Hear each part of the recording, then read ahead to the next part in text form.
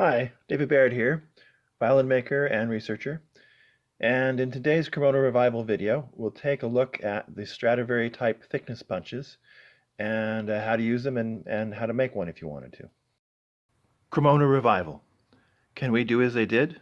From their traditions and tools, each build unique? Can we read and use the geometry behind those great Italian instruments? Yes. A number of artifacts actually survive from the old Cremona workshops. There's a collection of these today in the museum in Cremona. The core of this collection was purchased from Stradivarius' son by Count Cozio. The collection passed through a number of hands, though, including some later Cremona makers after the peak of Cremona making, Storioni and others. When we look at the things in this collection, we know that some of them are from Strad, some of them are from earlier, likely Amati family, but other things are from the later makers, maybe Storioni or others, and so it's hard to always know what you're looking at. But among these items, there's a thickness punch.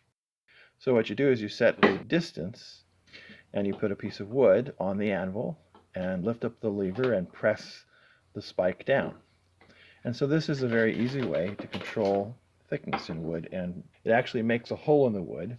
You can carve away, and as long as you keep seeing the hole punches there, you know you haven't gone too deep. And the holes get smaller and smaller as you go, and then they start to disappear. And then you punch again, and you basically clean the holes away, and you've got your thickness. So it's a very quick, straightforward device to use, and it's really not that hard to make. Here we have the dimensions and the appearance of the original one in the Cremona tool collection.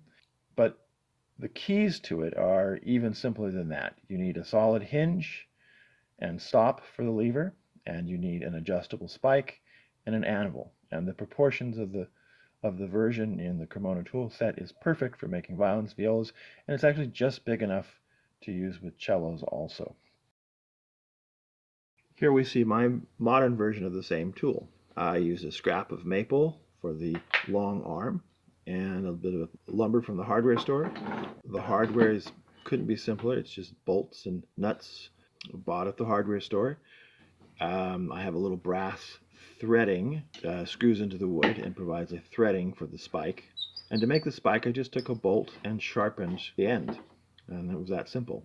I add a little cross piece so that it stands up straight. But it's a very easy thing to make, and it's not that finicky. As long as the hinge area is stable, and as long as the stop is definite, so that you will never punch thicker than you want, you've got a good tool.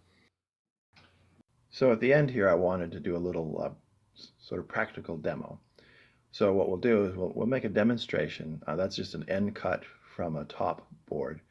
And we're going to use that edge thickness there, and we're going to thickness the rest of the board there down to 2/3 of that edge. So to set the 2/3, I use a wedge here. I take the height of the edge and find where the wedge has that thickness. And then the wedge goes down to 0. So I divide the distance there just in 3 parts. And so the 2/3 mark will correspond to 2/3 thickness. So that's easy to do. Now you don't necessarily go exactly from where your lines go, because you want to have the bite of the pointer be correct. So what I do here is I compare the actual piece and how its edge feels the way I want the last bite to be for my 2/3. And then I both look at how that relates to my full size mark on my wedge, and then I reset to get the same feel at the near the 2/3 mark. So I adjust a little bit to make sure that the bite will be desired. But it's very simple there. It's just dividers and a wedge, and we can make fractions of our reference size. Now we just begin punching in. We could actually not punch at the first, because there's so much thickness to remove. And as long as you're clear that the thickness is waste wood, you could just tear it out of there. But I did put holes. You don't end up pushing all the way through to the final depth, because it's too much thickness and the hole gets too wide and just feels too stressful. So you go partway down, and then you go back to the thickness punch, and you punch again. This time I'm trying to get full depth. And as we get closer, the spike will bite in with less depth and the holes will be smaller and smaller. So again, as long as I see holes, I can just rip the wood out there. And I'm actually only working about a quarter of the length of this sample, just to show the process. And you see the holes in the chip there, so that's what makes me feel comfortable and safe. Lets you remove wood very rapidly without too much concern. I'm worried with this sample because there's not a full board and it has a greater potential to just to break if I'm pushing too hard, but went fine. So toward the end here, you make many small holes. And you're close to depths of it. In some places it won't even make a hole, it'll just mark the wood a little bit. But where you see one of those little white marks or an actual hole, you clean it off. And here we're just showing an approach to a rough thickness. You'd actually then slow down and be very careful about the final thicknessing. But we're just doing a little demo here.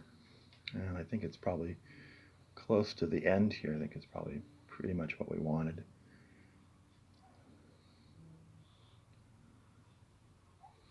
And there we go. 2/3 thickness from the edge. Easy, no problem. Thank you for watching our video demonstrating the use of the old Stradivari's high thickness punch. We hope you enjoyed it. And I want to take a moment to thank the various donors who helped make Cremona Revival's ongoing work possible. Cremona Revival is actually aiming at recovering these old methods completely enough, to allow makers today to once again do as they did to create new original instruments. Eventually, we'd like to see a community of makers working entirely within these recovered old ways.